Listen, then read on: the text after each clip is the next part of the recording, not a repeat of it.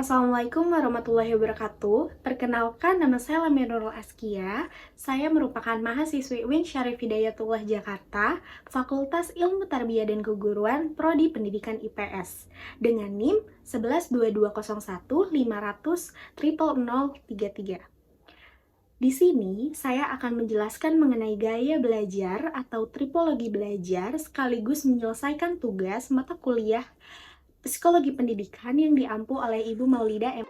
Latar belakang dan tujuan penelitian. Belajar merupakan kegiatan yang sangat familiar kita lakukan. Belajar sering sekali kita lakukan ketika kita di sekolah, tapi tidak hanya sebatas ketika kita di sekolah.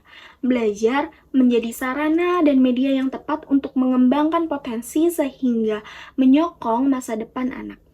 Oleh sebab itu, belajar menjadi hal yang sangat penting. Akan tetapi, anak sering sekali merasa jenuh ketika belajar, sering sekali merasa bosan ketika belajar, bahkan anak sering sekali merasa tidak mudah mengerti, menerima, memahami, mencerna intisari dari sebuah materi sehingga capaian belajar tidak dapat tercapai. Hal ini bukan disebabkan anak itu malas untuk belajar, bukan juga disebabkan karena anak tersebut mengalami keterlambatan kognitif.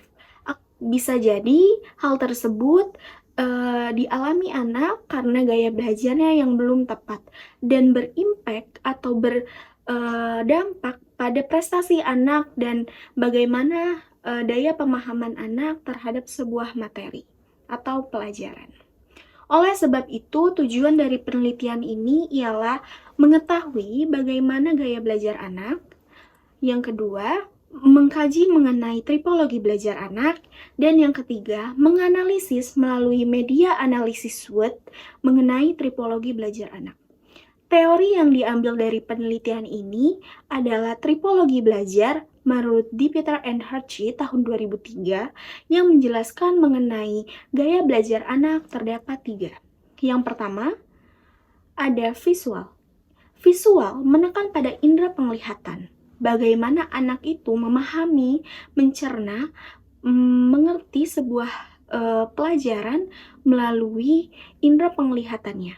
Yang kedua, gaya belajar audio.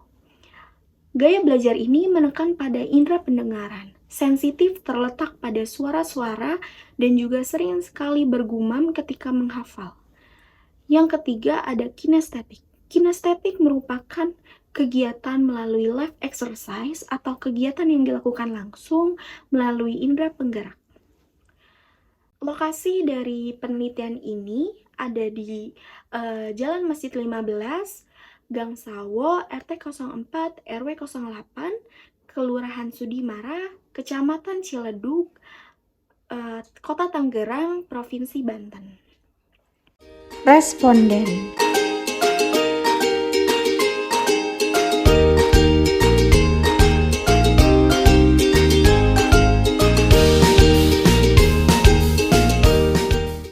Selanjutnya merupakan hasil penelitian. Berdasarkan wawancara yang peneliti lakukan, bahwasannya setiap anak memiliki gaya belajar cenderung 2 atau lebih, akan tetapi mereka memiliki gaya belajar yang lebih dominan. Analisis SWOT.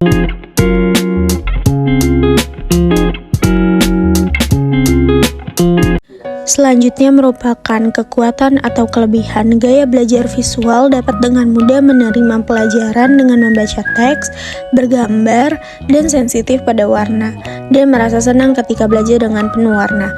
Gaya belajar audio dapat dengan mudah memahami pelajaran dengan suara yang lantang dari penjelasan guru. Selanjutnya merupakan weakness, kelemahan atau kekurangan.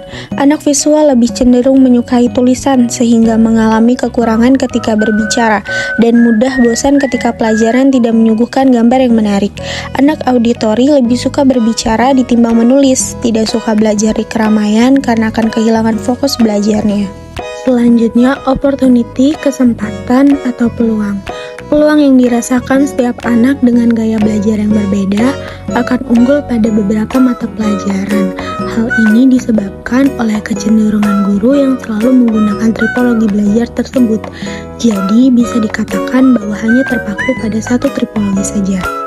Yang selanjutnya merupakan ancaman. Secara garis besar, ancaman seorang anak tidak mudah memahami pelajaran sebab orang tua dan guru tidak mengetahui gaya belajar anak tersebut. Seperti ketika di rumah, anak visual disajikan dengan gaya belajar dengan mendengarkan lantunan irama dan suara-suara, sedangkan anak auditori terganggu dengan suasana rumah yang berisik. Problem solving. Problem solving yang dapat dilakukan, orang tua seharusnya mengetahui gaya belajar sang buah hatinya. Dengan mengetahui dapat mempermudah anak mengulangi pelajarannya di sekolah. Guru juga seharusnya mengimplementasikan multiple pengajaran dengan menyesuaikan kecenderungan gaya belajar anak ketika di kelas dan menggunakan berbagai macam media untuk menambah penyemangat anak. Dari hasil problem solving yang saya berikan sekaligus menjadi penutup pada video kali ini dan sekaligus menyelesaikan tugas mata kuliah Psikologi Pendidikan yang diampu oleh Ibu Maulida. Saya merasa bahwa dengan saya mengetahui bagaimana gaya belajar anak menjadi bekal saya untuk mengajar di kemudian hari. Oleh sebab itu, saya rasa kurang lebihnya mohon maaf. Wassalamualaikum warahmatullahi wabarakatuh.